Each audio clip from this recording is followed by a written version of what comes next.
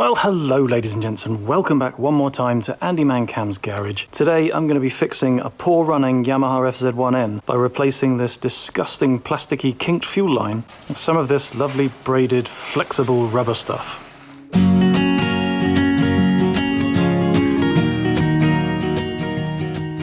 Yamaha, Yamaha, Yamaha, what have you done this time? Just yesterday I was working on the bike, balancing the throttle bodies using the Heeltech eSync tool, and once I'd finished, put the tank down, and for some reason the bike wouldn't run properly.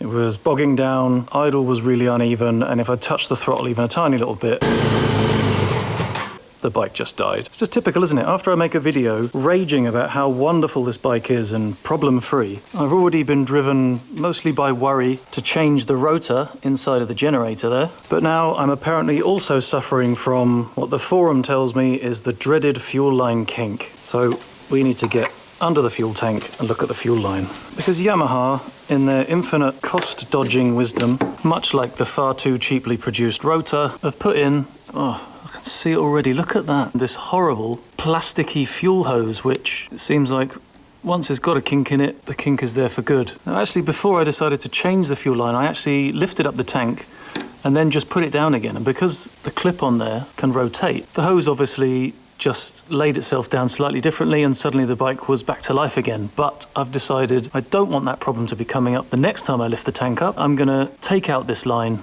swap the hose out for something a little bit more long-term durable. So first of all, we need to slide the red clip out of the way, squeeze the two grey pads either side, tissue ready for the spillage, and then pull off the hose. There'll be a little bit of leakage coming out, but that's literally just the fuel that's in the pump, because now that the pump is shut off, it's not going to be pumping any more fuel out. Just to be sure, in case some plonker comes in and twists the key as a joke, or if I forget, I'm going to disconnect the electrics. Because obviously, if anybody touches the key, it primes the fuel system and it will squirt a good cupful of fuel all over this area, which isn't really a desirable situation. Okay, so now we come around to the other side and we can see the other end of the fuel line here, going into the fuel rail on the right-hand side of the engine. To make my life a bit easier, I'm going to disconnect this big plug here, pull the wires out of the way.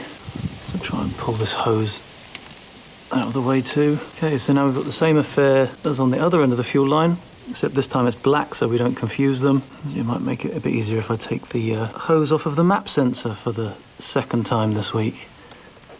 So now, slide the black bit to the side. The fuel line is in a little clip there, we can undo that. Give ourselves a bit of rotational freedom while I'm dribbling fuel all over the top of the engine. Nicely done. Yeah, so then squeeze the two grey clips on there and that slides off of the fuel rail. Oh. And once again pisses fuel all over the engine. Nicely done, Andy. Anyway, there we go. There's our fuel line out with a horrible kink there. It's actually creased the rubber. Brilliant stuff. Mop up some of this petrol spillage. Where the bloody hell is that coming from? So if you do this, definitely have a rag ready, because the fuel in the system comes pissing out of the fuel rail there. I'm going to put another piece of this absorbent substance, which looks dangerously like kitchen roll, under there just to catch any more drips while I'm jiggling the bike around. So the first task in this little mission of ours is to free these quick release fittings from their original hose, which is very stiff, and that kink, that's ridiculous. You can see what's happened as I've put the tank down. It's laid in a funny direction and then knick, and we've got a fold in it, which clearly not enough fuel can get through for the bike to run properly. Okay, so it's actually a rubberized sheath with a really thin, hard, plasticky, disgusting looking fuel line inside. Oh, that's horrible. Yamaha, what were you thinking? Okay, so that's that freed off. Now for the other end. Pull that rubber piece off completely and you can see that horrible, thin-walled, plasticky piece of nonsense. No wonder it kinks. It feels like a drinking straw. Why do, or perhaps did, manufacturers do stuff like this? Cost-cutting, which ultimately ends in disgruntled customers standing at the side of the road with a broken bike.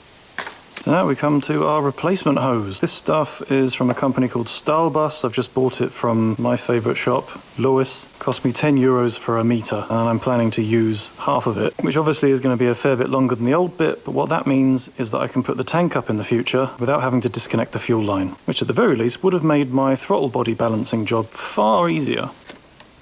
Already, as you can see, the wall of this stuff is far thicker than that. Because it's a rubbery material, it's far more flexible. I think it's going to be far more resilient. And also, there is a braided weave in there to deal with pressure and, again, to give the pipe a bit more resilience. I mean, it's not like I've got a hawse drawers of a petrol tank that's going to be up and down 4 times hourly, but it's nice to know that every time I do take the tank up, I'm not going to be in any danger of kinking the line. So now we need to fit this hose onto these clips. Hopefully, we should be able to just use a bit of brute force and twist it on. There we go. And although that is properly tight on there, I don't think it's going to go anywhere. I am a sucker for being absolutely sure. So while I was in the shop, I picked up some of these hose clips just to make absolutely certain that that hose isn't going to make a bid for freedom. Put a clip on the other end before I put the connection in, because otherwise we're not going to be able to do it without a bit of extra faff. And incidentally, the hose that I've got here has an internal diameter of 6 millimeters, or if you're using old money, that would be about equivalent to 1/4 of an inch. And also, just in case you were worried about it, the external diameter of this pipe is 12 millimeters. See there? 6 by 12 millimeters. Yeah, so there we go. That bit is now on, with the clip slid up into place. And that's that. There's our new improved fuel line. If nothing else, it certainly looks a lot more professional than the one that actually came from the factory on the bike. Disgusting. Look, kink it, and it stays folded forever. I hope this crap fuel line wasn't the reason for my amazing fuel economy. Oh, maybe I've been robbing my bike of power all this time. So now reinstalling our new improved fuel line is obviously just a reverse of taking it out. So first of all, slide the black end onto the fuel rail till it clicks. Slide the clip across to hide the grey buttons. And that end is fitted. And the other end, coil the cable over there. See, now we get a nice soft round coil of the fuel line. No possibility of any kinking going on there. And I'm also just going to rotate that hose clip so it points up and out of the way. And same again, make sure the red piece is exposing the grey buttons on the side. Push it up till it clicks. Push the red piece across, and now that is connected. You need to remember to reconnect the map sensor. Push that all the way home, and then reconnect the wiring, otherwise it's definitely not going to start. Although it looks like that wiring actually wants to go over the fuel line, and as if by magic, the clip on it also fits onto our new fuel hose. Lay it down out of the way. Now we can reconnect 2 cables on the bottom of the fuel pump. Quick check that everything else is still connected. And at the moment of truth, you can lay the tank down, see that the fuel line rests nicely and gently, no pinching, no twisting, and all just sits nicely without a single kink in sight. Very nice. The tank in place. Just need to start her up to see if that's done the trick. Okay, before I go any further, I can't smell fuel, I can't see any fuel dripping out. So, with that check done, start her up. Adjust the idle a bit, because obviously the amount of fuel that's coming through is different now, and I messed with the idle screw before because I thought that might have been the problem. Yeah, that's pretty steady.